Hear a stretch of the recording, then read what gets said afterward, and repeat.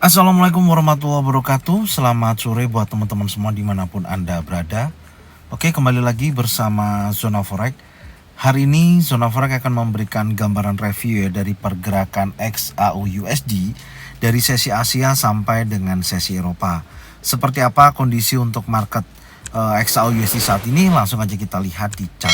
Dan kalau kita perhatikan pergerakan dari sesi Asia sampai dengan sesi Eropa, kecenderungan memang dalam posisi pembentukan area base ya.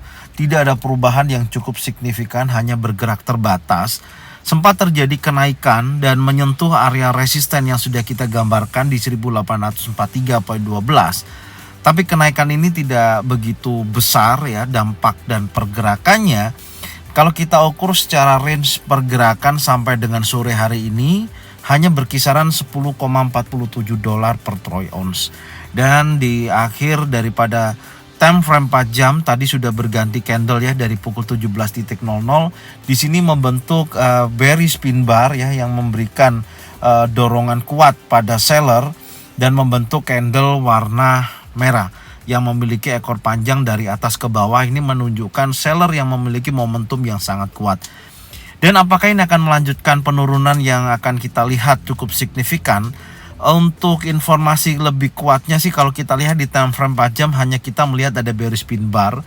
Dan hal yang perlu kita perhatikan nanti apakah akan berhasil breakout di bawah wilayah support ataupun mendekati support minggu ini ya, yaitu 1830.20. Kalau secara pergerakan ya yang tadi pagi saya sudah sampaikan ya di analisa pagi, memang targetnya area pantau kita adalah area resisten sampai dengan area golden level, dan saat ini sudah terjadi penurunan ya, tapi pergerakannya masih konsolidasi. Artinya di sini ada pergerakan gelombang impulsif bearish dan ini membentuk sebuah gelombang korektif. Harusnya sih kalau kita perhatikan di sini akan terjadi pembentukan drop base drop, besar kemungkinan seperti itu.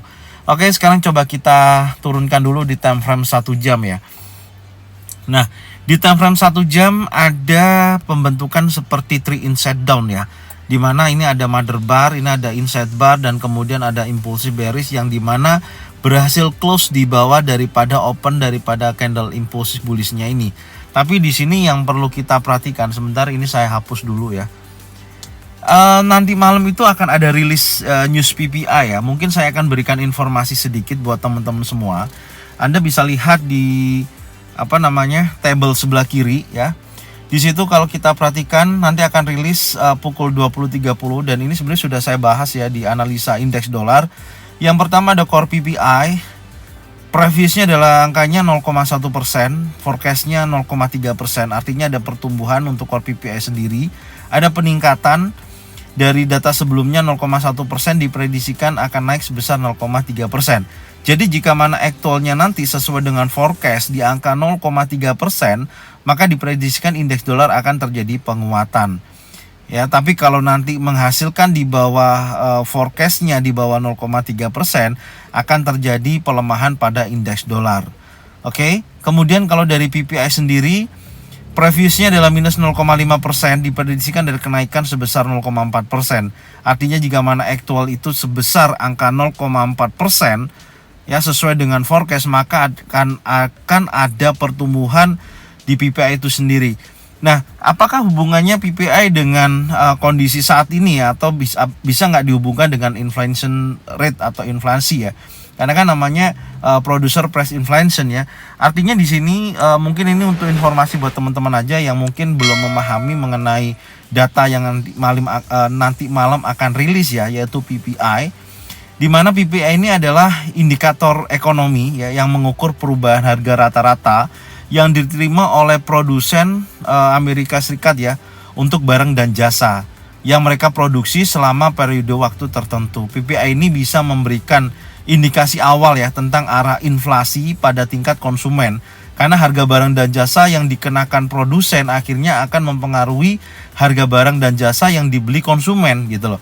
Ya, jadi peningkatan PPI ini dapat mengidentifikasikan kemungkinan peningkatan inflasi pada tingkat konsumen, terutama jika produsen menaikkan harga sebagai respon terhadap kenaikan biaya produksi. Jika biaya produksi itu meningkat, oke, produsen kemungkinan dan menaikkan harga untuk mempertahankan margin keuntungan mereka. Dan kenaikan harga ini pada akhirnya akan ditransfer ke konsumen melalui peningkatan harga barang dan jasa. Artinya ada pertumbuhan ya. Kalau kondisinya PPI tersebut meningkat, berarti kan konsumen menerima harga rata-rata barang dan jasa tersebut gitu loh. Ya, jika mana hal itu terjadi karena kenaikan harga barang dan jasa tadi, tapi konsumen memakan daripada atau membeli ya kondisi tersebut, otomatis kan memperpanjang tingkat inflasi yang ada di Amerika saat ini gitu. Dan ini jika mana sesuai angkanya sebesar 0,4% daripada aktualnya atau lebih besar daripada aktual, ya otomatis untuk PPI sendiri akan menunjukkan positif untuk indeks dolar itu sendiri. Jadi itulah nanti yang perlu diperhatikan teman-teman ya, pukul 20.30. Kemudian berlanjut di pilih Fed Manufacturing Index, di sini datanya juga ada kenaikan minus 8,9, prediksinya naik minus 7,6%. Dan kemudian unemployment claim ada kenaikan ya 196.000, tapi banyak yang mengklaim mengenai unemployment sendiri ya sebesar 200.000. Tapi ini yang berbeda ya. Untuk unemployment claim sendiri jika mana angkanya sesuai dengan forecast, maka indeks dolar akan terjadi penurunan karena angkanya naik di atas 200.000. Itu dulu yang perlu saya sampaikan untuk update hasil rilis nanti datanya keluarnya seperti apa aktualnya. Insya Allah nanti saya akan rilis ya. Artinya saya akan kirim update-nya di Telegram daripada ZF Brotherhood. Silakan diikutin, link ada di deskripsi. Oke. Sekarang kita akan berlanjut dari materi yang akan kita sampaikan di sini untuk analisa review ya secara teknikal untuk time frame 1 jam. Tentunya saya melihatnya memang posisi saat ini kan masih koreksi ya.